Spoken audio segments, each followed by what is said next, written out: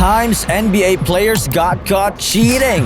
He should have had a clear lane to the rim. Anything in a timeout. From using an illegal substance to literally trying to make your hands sticky. These are just a few of the times that NBA players attempted to cheat and got caught. Stick around until the end of the video to find out about the time the Minnesota Timberwolves did something so crazy they lost 5 first-round draft picks because of it. The first guy that we're going to be talking about here is Phoenix Suns center DeAndre Ayton. Ayton and the Suns were coming into the 2019-2020 season with a ridiculous number of expectations on their backs. They wanted to go out there and prove to the world that they can contend for an NBA championship. In the season opener, they went out and absolutely crushed the Sacramento Kings at home to give the fans the hope they had in the off-season. However, it didn't last like that for very long. Ayton got suspended for a whopping 25 games shortly after opening night. So, why did he get suspended at all? Well, it was revealed that he took a substance called diuretic. This substance is apparently a chemical that can be used in certain circumstances to mask other banned substances in the league. The next player suffered something eerily similar. John Collins was also trying to cheat the game of basketball when he tested positive for peptide 2. The Atlanta Hawks' leading rebounder and second leading scorer at the time was hit with a 25-game ban because of the infraction, the same hit that Ayton and the Suns took. According to a few different sources, this peptide is a growth hormone that apparently allows adult men to increase their food intake. Collins apologized publicly for his actions, but did say that he accidentally took the substance when he attempted to intake a different supplement. There was no way that this claim could be proven other than the fact that he had it in his system though, so the suspension was still served. Moving on from the cheating that could happen by utilizing different substances, we go to a player that actually tried to just cheat the rules right there on the court. Of course, that player is Jared Dudley. He was going up against Andrew Bynum at that time, a 7-foot center with a ridiculous wingspan. The two of them got tied up during a game and the referees blew for a jump ball. And that's not allowed. Yeah. He's the jumper. Right. You can't just stare at it or run back to try and snag the tip that he makes. Dudley ignored those rules and made up his own. The play resulted in 2 points for his team, and the Los Angeles Lakers protested the play relentlessly because of it.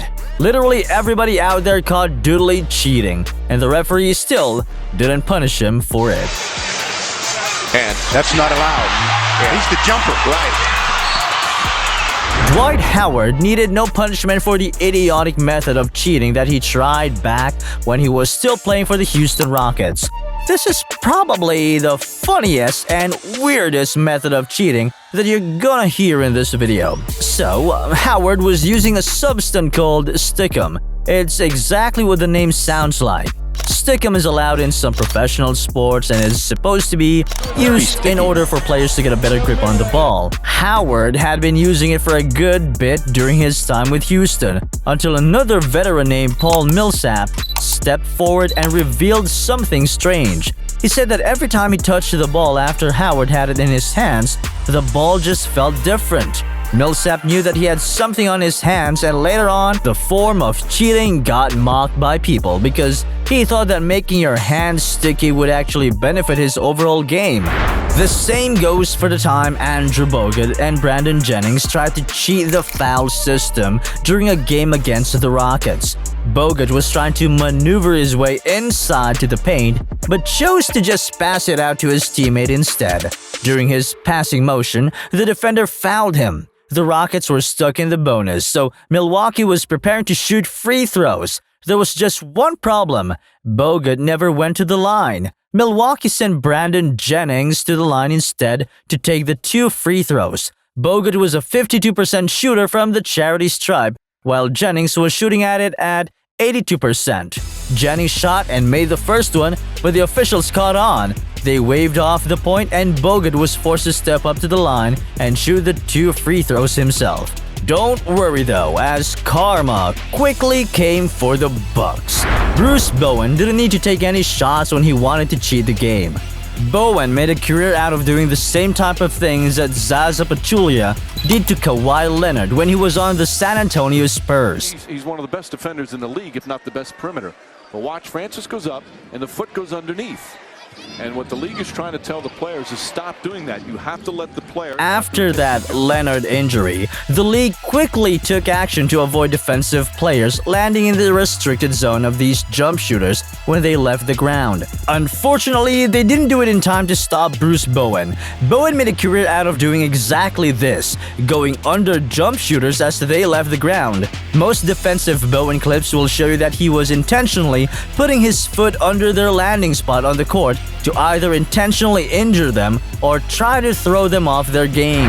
There's no place for illegal deals under the table in the league either. That's exactly what took place when talking about Joe Smith and the bizarre story of how he tried to finesse the NBA. He was the #1 overall draft pick by the Golden State Warriors and had a great first 3 seasons.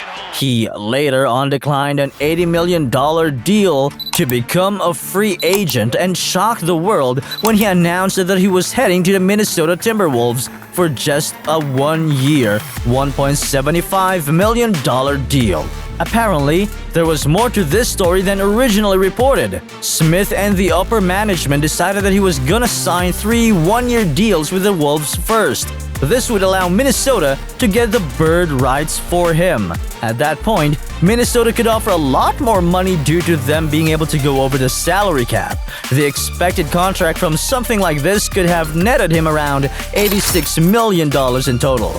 However, the league found out his plans. Multiple lawsuits were unleashed on all parties involved, and Smith later got hit with a punishment when he was finishing the 3rd of his 1-year deals. So basically, he spent 3 years collecting small payments for a big 4th year, only to have that stripped away from him after completing the small years. That does it for this video on the times that the NBA players were caught trying to cheat. Let us know down below if any of these cheating attempts surprised you and if you have a favorite one. Also, be sure to smash the subscribe button, or else somebody might try and get away with cheating when they play your favorite team. Thank you all so much for watching, and hit that like button if you enjoyed.